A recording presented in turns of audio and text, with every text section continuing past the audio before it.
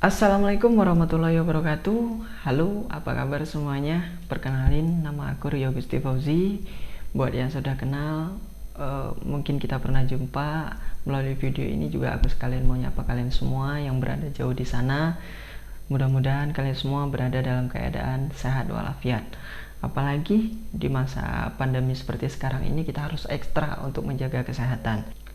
Harus mengikuti protokol kesehatan dan mengikuti anjuran pemerintah.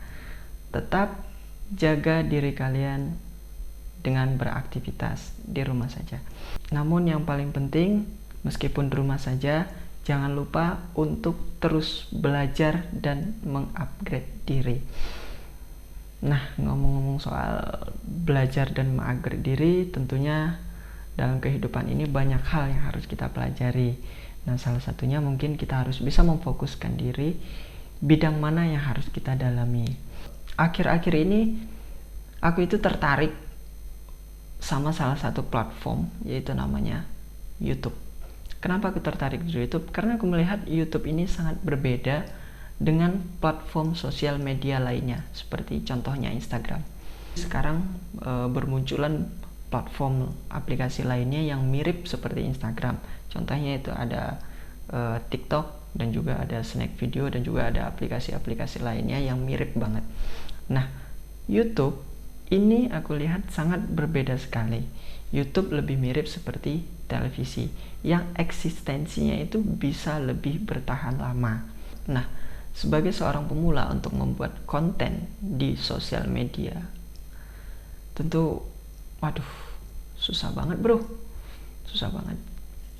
Jujur, membuat video ini saja ini membutuhkan waktu berhari-hari, membutuhkan waktu beberapa kali tag video, dan ini pun ambil videonya harus tengah malam.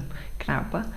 Karena jujur, ngomong di depan kamera dan ngomong di depan panggung yang dilihat oleh orang banyak, saya lebih berani atau lebih senang ngomong di depan panggung yang dihadapin atau didengar sama orang banyak. Kenapa? Saat kita ngomong di depan panggung, kita bisa melihat ekspresi wajah penonton kita.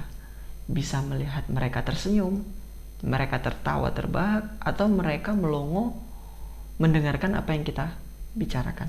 Tapi saat kita ngomong depan kamera, ya sunyi aja gitu. Sunyi, kita nggak bisa melihat mimik wajah orang yang dengar, kita nggak bisa melihat feedback dari audiens kita. Ya, ini jujur ini sangat berat sekali, apalagi sebagai pemula. Nah, ngomong-ngomong soal content creator di YouTube, ada beberapa hal yang membuat untuk bisa memproduksi video di YouTube. Alasannya ada beberapa. Alasan yang pertama adalah sebagai sarana belajar. Nah, saat aku pengen membuat konten video seperti ini, tentunya aku harus banyak research, banyak mencari referensi, baik itu dari buku, dari video orang lain, dari artikel, ataupun dari kehidupan sehari-hari yang kemudian aku kelompokkan dan ditulis dalam menjadi sebuah skrip yang kemudian aku pelajari dan barulah aku jadikan sebuah video. Oleh karena itu, dari membuat video ini sangat banyak sekali prosesnya, dan itu membuat kita semakin banyak belajar. Alasan yang kedua, personal branding. Ya, saat kita bergaul dengan teman-teman sepergaulan kita di dunia nyata, mungkin lingkungan kita hanyalah dengan orang-orang sekitar atau orang yang sering bergaul dengan kita. Tapi saat kita berinteraksi melalui dunia maya, contohnya seperti melalui video ini, kita bisa berinteraksi dengan banyak orang, puluhan orang, ratusan orang, ribuan, bahkan jutaan orang. Artinya kita bisa mendapatkan personal branding yang bagus. Alasan yang ketiga, sharing dan berbagi ilmu. Melalui video yang setiap aku buat, harapannya adalah bisa memberikan masukan atau impact buat teman-teman semuanya. Harus ada manfaat yang bisa aku berikan, dan ini bisa menjadi amal kebaikan untuk diriku sendiri dan juga kebaikan untuk teman-teman semuanya. Alasan yang keempat, melatih public speaking. Jujur ya, kalau berbicara tentang ngomong atau speaking di depan media, ini berbeda dengan kita ngomong dengan teman secara langsung. Kalau kita ngomong dengan teman secara langsung, itu biasanya sifatnya adalah lebih ke berdialog, ada tanya dan juga ada jawab. Tapi saat kita ngomong di depan media atau di depan panggung, ini sangat dibutuhkan sekali kemampuan tentang public speaking kita. Ya, kalau kita nggak bisa public speaking, artinya bisa jadi kita nggak bisa ngomong apa-apa. Berbeda dengan kita ngomong berdialog dengan teman. Saat teman nanya, ya kita jawab apa yang dia tanya. Tapi kalau ngomong depan media, ya tidak ada pertanyaan. Semuanya harus kita list dan kita buat narasi. Nah, dengan cara membuat konten video seperti ini akan meningkatkan skill public speaking kita. Alasan yang kelima atau alasan yang terakhir, pastinya monetisasi. Nah,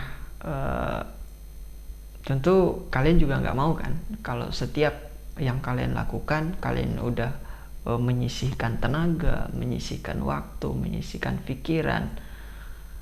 Tentu tidak mungkin tidak mengharapkan suatu imbalan dari kerja keras kalian tersebut. Nah, di YouTube ini kerennya berbeda dengan sosial media lainnya. Kalau di sosial media lainnya kalian buat konten sebanyak apapun, kalian tidak akan mendapat bayaran dari sosial media tersebut. Tapi melalui YouTube kalian akan mendapatkan bayaran dari setiap konten yang kalian buat, tentu dengan syarat-syarat tertentu. Apa saja syaratnya? Next mungkin kita bisa bahas bareng-bareng lagi. Ini adalah video pertama dan mohon doanya, mudah-mudahan aku bisa membuat video yang lebih bermanfaat lagi dan juga kalian bisa komentar selanjutnya video tentang apa yang harus aku buat. Oke, mungkin itu saja yang bisa aku sampaikan pada video pertama ini. Mohon maaf kalau ngomongnya belepotan dan kurang teratur. Ya, ini mungkin pelajaran juga bagi saya. Inilah tantangannya. Semoga ini juga memberikan motivasi buat kalian semuanya bahwa tidak ada yang instan. Semuanya harus kita lalui dengan proses, tekun, dan sabar. Demikian dari saya. Assalamualaikum warahmatullahi wabarakatuh.